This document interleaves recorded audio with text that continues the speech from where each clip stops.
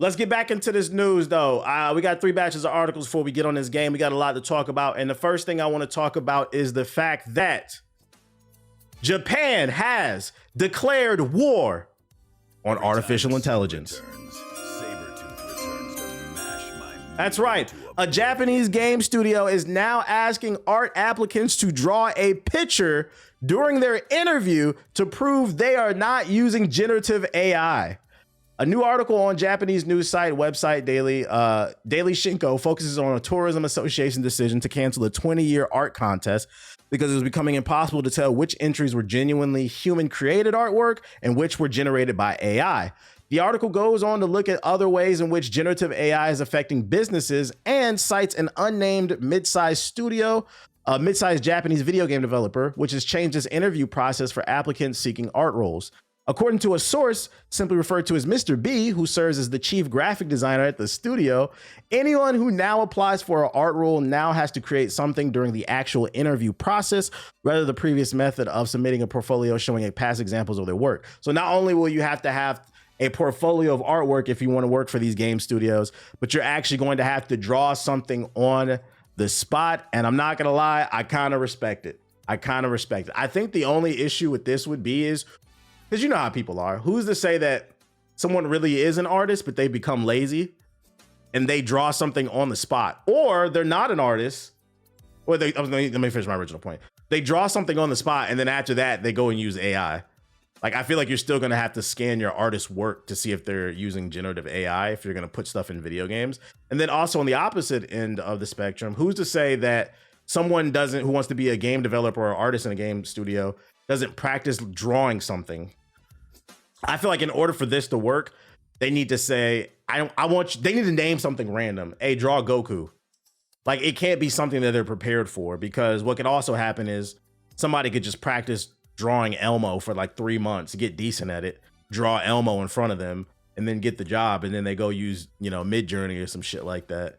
But yeah, I think that's a good way of putting it, Nightmare. This is a step in the right direction, I think.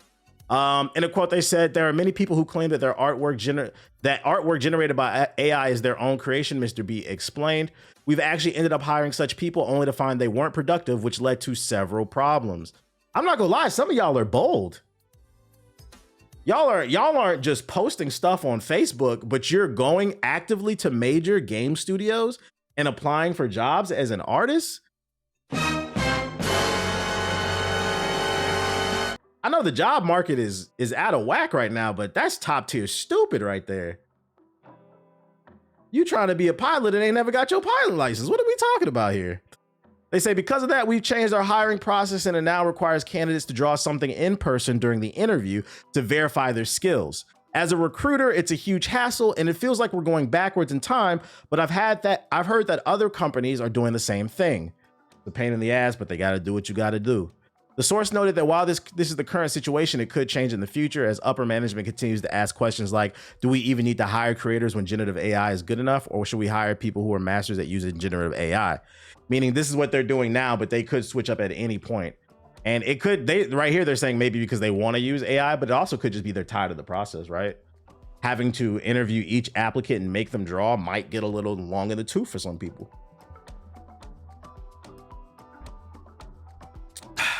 But artificial intelligence has been part of the game design for years. Would you say the generative is more of the problem? Yeah, I think that's where a lot of people are pissed off.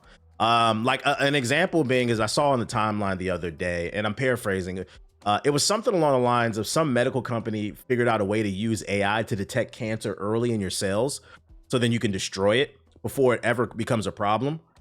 Like pre-cancer type shit. They discovered an algorithm using AI to discover it inside of your body. And the person replied, and they was like, this is how humans want to see technology be used. And I agree. I think everybody would be like, okay, that's a good use of AI. But when it comes to like drawing, like, nah, like also a lot of those drawings lack the expression and the emotion, I think, of someone compared to who draws.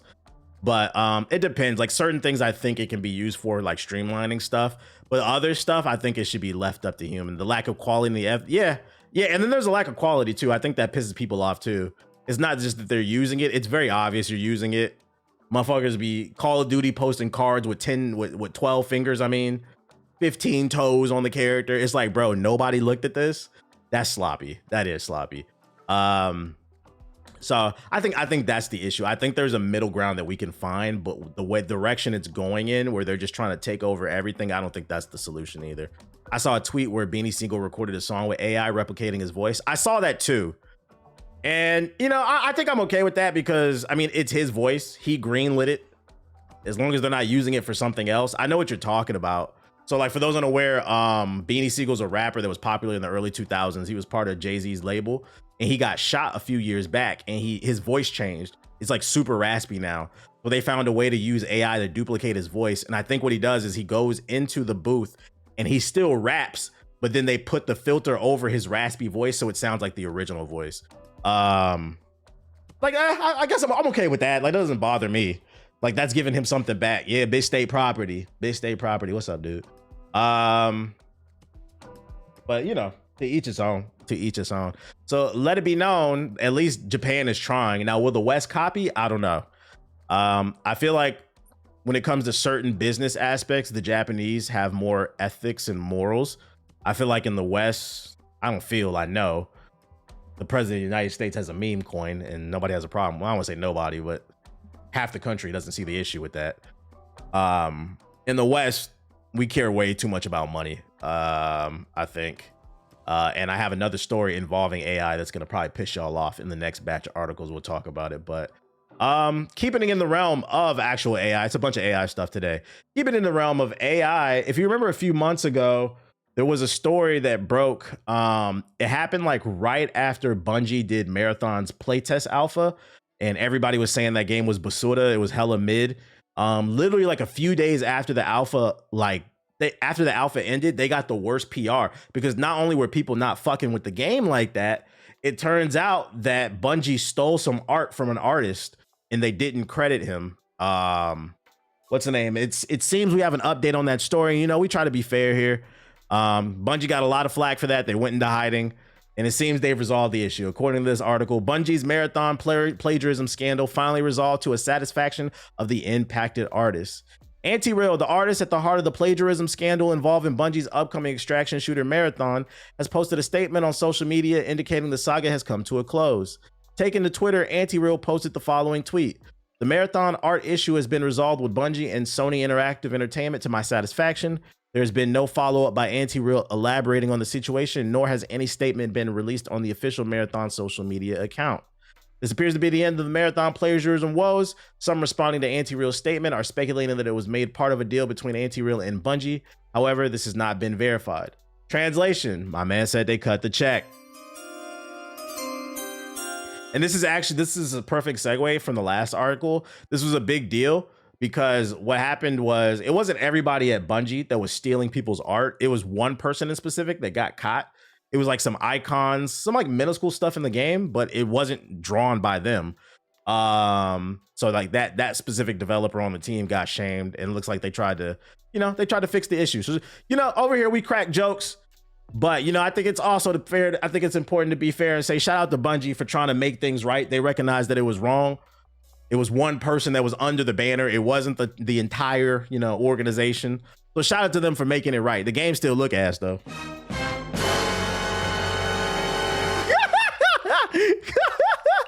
It was a lady. Oh, my fault. The lady that she got paid. Shout out to her.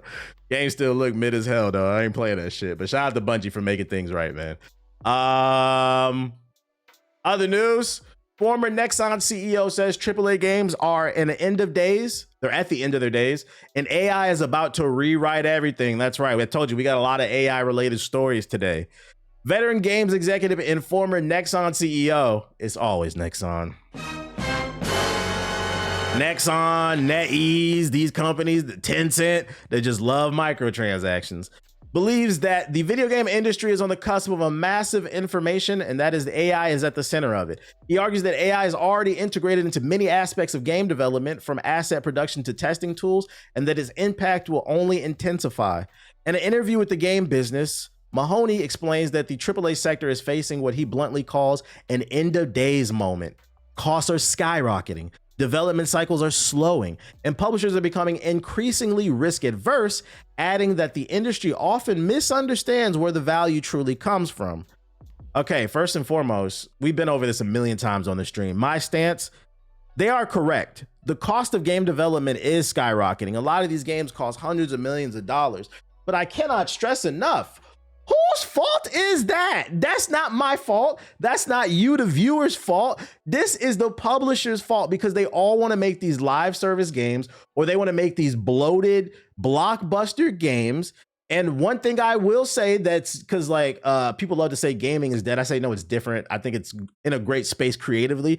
But one thing that they can do is, if they are worried about taking risk, make smaller games. We'll also get more unique IP. So then you don't have it blows my mind that these people who wear these suits don't understand that you should keep your overhead as low as possible. If rent is $1,000, you need to make $1,001 to make a profit. If you're trying to make 2,000, keep that damn game development at 1,000. Like, why do you guys keep making these $200 million games? Nobody asked for, because to be honest, and a lot of these live service games are just iterations of themselves. Y'all tell me, what's the difference between Suicide Squad Kill the Justice League and The First Disappointment, aka The First Descendant? It's a rhetorical question. I'll tell you the difference. One has big titty anime chicks and the other one has DC superheroes, but the gameplay loop is exactly the same. Now, if I'm a fan of one over the other, which by the way, you're crazy if you like either game, why the fuck would I play one over the other? My time is limited. Like, if I'm already invested in The First Disappointment, or Destiny 2 is probably a better example. If I'm already invested in Destiny 2, Fortnite, why the fuck would I go play The First Disappointment? If I'm already playing Warframe, why would I go play the Suicide Squad? This is the part that I feel like these suits don't understand. We as human beings don't have unlimited money, and we damn for sure don't have unlimited time. Some of us are, a lot of y'all are getting off from your jobs, your 9 to 5s, you cook dinner, you hang out with the kids for a little bit, the wife, and then you got an hour or two to yourself before bed. You finna hop on Battlefield 6, run a match or two, and go to bed. I don't have time to be this invested in every goddamn game.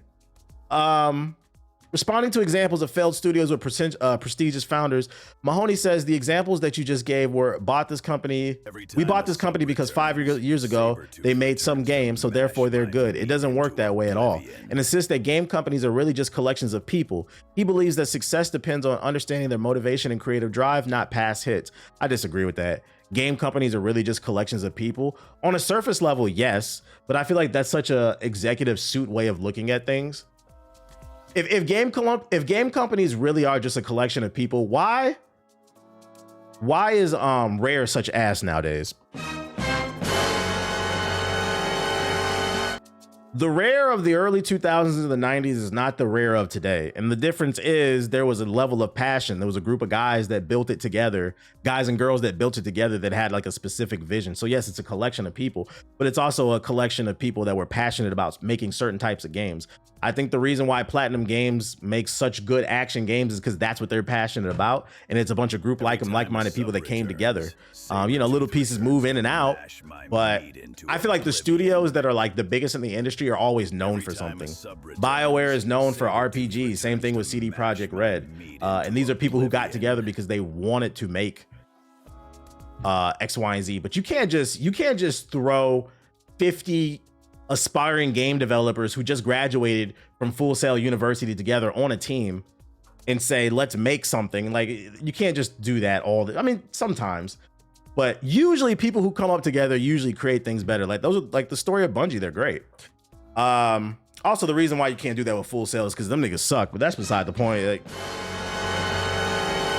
them niggas make AAA mobile games. But anyways, what else did he say? Mahoney, in contrast, embarks success with broader structural problems holding AAA development back. He describes the impossible situation faced by public company CEOs. You're running a $23 billion company, and you have to make a decision in a very short period of time to greenlight a project. If that new project doesn't do well, you're going to be explaining to your board why you just burnt $300 million in company cash. Proving my point. That is the problem. A collection of quality people is what he should have said. Yeah, that probably would have been a better way of wording it. But this right here is the problem. I feel like this is a very unique thing to gaming. Why do they feel like every game needs to be $300 million? From my understanding, Expedition 33 took like $50 to $60 million to make, and they made that shit back real quick because it's one of the best selling games of the year. He continues that one failure is survivable, but if you do it again, they're going to be calling openly on your head. And by the third time, you have an activist investor. Mahoney thinks this kind of pressure makes executives fund only familiar ideas, worsening the cycle. The AAA industry is structurally at its end, he adds. Despite this bleak diagnosis, Mahoney is optimistic about what AI could unlock. He acknowledges that AI has an unbelievable ability to create a lot of slop, but so does Photoshop. He even argues that audiences will continue rejecting slop and bad products and only demand good products. Here's another problem with AI. AI is, they're over-promising and under-delivering, and I feel like these companies are just way too all in on this shit. I've used it before. Like I've used Claude AI to help me with video titles, right? So like sometimes I'll help it with ideation. I'll spit like some video titles that I have in my head and be like, give me a way you think that you can improve the title based off formulas that I've used in the past. And what I've noticed about it is AI is very good at reading data and suggesting you things off of things that have worked in the past. But what I've also noticed is it's never good at creating anything. The only thing that it can help me do is improve myself, but I still have to be there. And that's the problem with removing the human element. It can only read the data, but it can't create from nothing. So at most, if I'm looking to try some new title ideas, all it can do is maybe help me improve it based off patterns that are working on YouTube and patterns that I've created. But it almost never gives me a successful title out of fucking nothing. That's on a small scale. We're talking about video games. These motherfuckers is talking about putting $300 million into some AI and saying, make the next God of War. Nigga, get the fuck out my face. Someone inspired made that. Someone inspired made that. That shit is fire in Expedition. You're not just gonna make that out of fucking nowhere. It's just an upgraded Google search. Basically, I'm gonna be honest. I feel like where AI is right now is someone who uses it just some in my workflow. It's good for research and ideation. But outside of that, it's not. You can't use that shit, bro. They're over promising. It's a bubble that's gonna explode. Corpse using AI as an excuse. Shit is fucking stupid, man. What'd he say?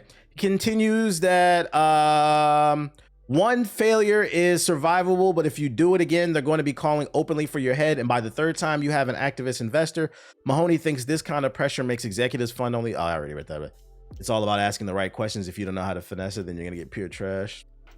How's that even an argument? What's good for me isn't good to somebody else. Prime example, I enjoy Suicide Squad and I still play it from time to time. I don't understand what point you're trying to make. Are you just trying to defend Suicide Squad? Is that? I don't understand the point you're trying to make. The point I was making is that like even if there are 10 amazing live service games on the market, most of them are still going to fail because we don't have enough money or time to play them. That was the argument I was making, mainly. He said that was a YouTube it was. You kind of lost me, Doug. You okay? Well, I like Suicide Squad. You're taking the jokes about Suicide Squad being ass a little too much to heart. The main point flew over your head. Earth to YouTube. We got a Suicide Squad. Hey, if you like it, we love it, man. Do your thing, dog. Do your thing. But that wasn't the main point. The joke about the Suicide Squad wasn't the main point. It was about the lack of time and resources. Oh boy. More importantly, he sees AI as a force that will empower smaller teams, shorter development timelines, and introduce entirely new forms of play. Just nigga said Earth to YouTube, just as the internet once did. I continue to believe that the industry will probably triple in the next 5-7 years, just like every major wave of technology has made a major positive impact on the video games industry. That's crazy. He says he believes the industry will triple in the next 5 to 7 years, meaning growth, money, but they don't want to pay anybody. It's fucking crazy. I tried hopping on Black Ops 7 and the gameplay is objectively worse than Black Ops 6. You know what's funny? I feel like most people I've seen play Black Ops 7 say the gameplay is actually better than Black Ops 6. The problem with Black Ops 7, and correct me if I'm wrong, let me know if you feel the same way. What I've seen most people say, the main problem with Black Ops 7 is that's what Black Ops 6 should have been. It feels like Black Ops 6 1.5, like, but like I feel like I've seen mostly people. Now everybody does agree the story is ass, but I feel like I've seen mostly people say that the multiplayer is good. It's just too sweaty. I ain't playing that shit. Kill the Justice League is not the hill to die on. We on tonight. If you trying to run it, yeah. If you trying to run it, yeah. It felt more like an expansion than a full-blown game, and I feel like that's a fair take to Call of Duty. I've heard it's pretty good too. Yeah, I've heard the same thing. I'm just not paying the money to play it. I refuse to, and I'm not getting Game Pass. He said, I swear we all ain't stupid over here. I know y'all not. It's just I know everybody in the YouTube chat is not dumb, to be fair. But I'm not gonna lie, here's what I'll say about the YouTube chat. Not all dumb comments when I stream come from the YouTube chat, but I will say most do. Oh shit, yeah, I need a dub. I got second 3 times in a row today. But is Brooke still in the chat? She was in here earlier. Be ready to go. Be ready to go in about probably 45 minutes. Oh shit. Hitman 4 unofficially revealed by IO Interactive.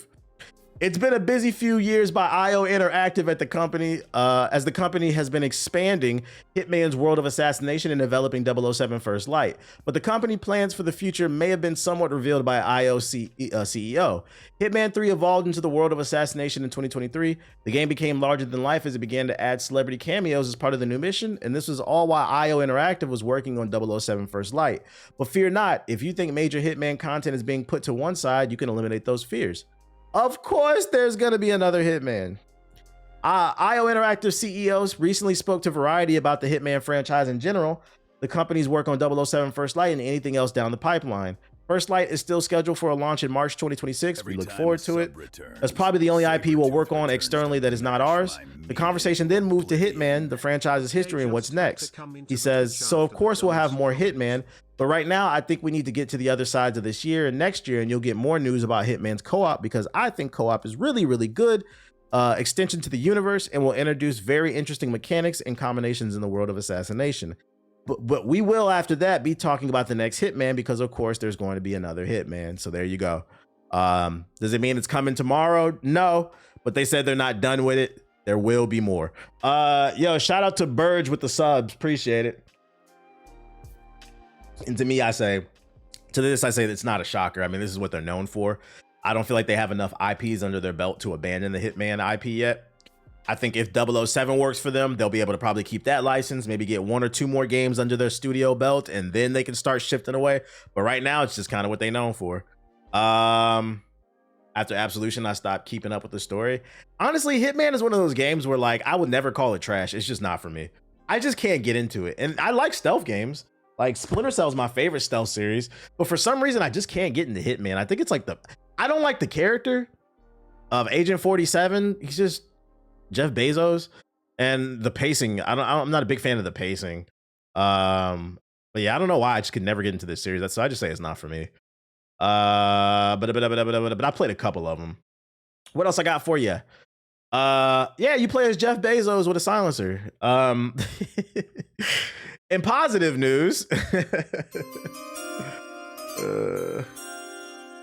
Helldivers 2 PC install size is now 85% smaller, but not automatically. Here's how to free up the space. That's right, ladies and gentlemen, Helldivers 2 just became more optimized. Helldivers 2 on PC just got a whole lot smaller, with the developer Arrowhead Studios announcing a new slim version of the game that reduces the game install base by 131 gigabytes. Call of Duty, please take notes, because I feel like this is a conversation that isn't talked about enough. The size of the game is part of the conversation when it comes to optimization, and I feel like a lot of games are not respecting our hard drive space, especially considering the fact that PS5 launched with like 500 gigabytes or some shit like that, 600, whatever the fuck it was. Like, if y'all gonna skimp on, especially with the PS6 around the corner and the new Xbox, if y'all trying to put next gen hardware in there and make it as powerful as possible, and you feel like you got to skimp somewhere, so you got to put a smaller hard drive in there to keep the price down, Can we start optimizing the size of the games better? Fans of PCs have long complained about the PC version of the huge install size, which since the game's launch in 2024 ballooned to 154 gigabytes. That's much larger than the close to 22 gigabyte size of the console version. That's crazy. Why is it so much bigger? Maybe the texture packs. Arrowhead stated in a new blog post, and a long-term goal has been to reduce the PC install size, but that now will help with Nix's software. The goal has become a reality. They've reduced the size of the software by 85%. Compress them damn files. There you go. They just compress the files and then give it an option for people who want to play the uncompressed version for better visuals or whatever. And speaking of like bringing down the prices of consoles and computers, we're gonna talk about it in a second because I got some bad news for y'all. Them audio files is taking up too much space. Anybody still playing Helldivers? I'd rather have worse performance than less space, honestly. Really? Nah. Wait, hold on. Clarify that for me. Define worse performance. Are we talking, you know, it can't hit 60 frames, but it's still doing 50? Or are we talking sub 30? Like, what are you talking about, bro? I don't know about that. I'd rather have the 100 gigabytes and the game runs well. Shout out to the people following, bro. I still play it. Okay. I still hop on. Okay. Yeah, I jump on every now and then. I need 100 FPS minimum. Don't let the console dudes hear that. The human eye can't even see that shit, bro. That shit don't even fucking matter, bro. So interesting, you know, it reduced in size. And then last but not least for this batch of articles, Octopath Traveler 0, the reviews have come out. In the year where a lot of content creators are saying gaming is dead, there's nothing to play, banger after banger after banger drops. And I do my part every stream to highlight everyone, even though I don't have intentions to play them all. Not because I'm not interested, I just don't have the fucking time or the energy. Another banger has dropped. I'm seeing 10s, 9s, 8s, a few 7s. The current overall Metacritic is at 85 and 82 on OpenCritic. One of the better reviewed games of the year. If you are into turn-based RPGs, Octopath Traveler 0 is getting good reviews. Another banger, just trying to make y'all aware. The demo's fire and the progress carries over. The demo's fire and the progress carry over. That's what the chat says.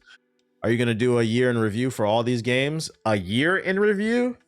I'll do like a tier list of like my favorite and least favorite games that I played. I'll do that. But like a written video, I don't think it's worth it. The last few that I've done, like they didn't really perform well. Yeah, I know I'm a numbers guy now. But that's where AI has helped me. Like I'll put my data in and see what kind of titles work. And what ideas work, and you got to double down on that stuff.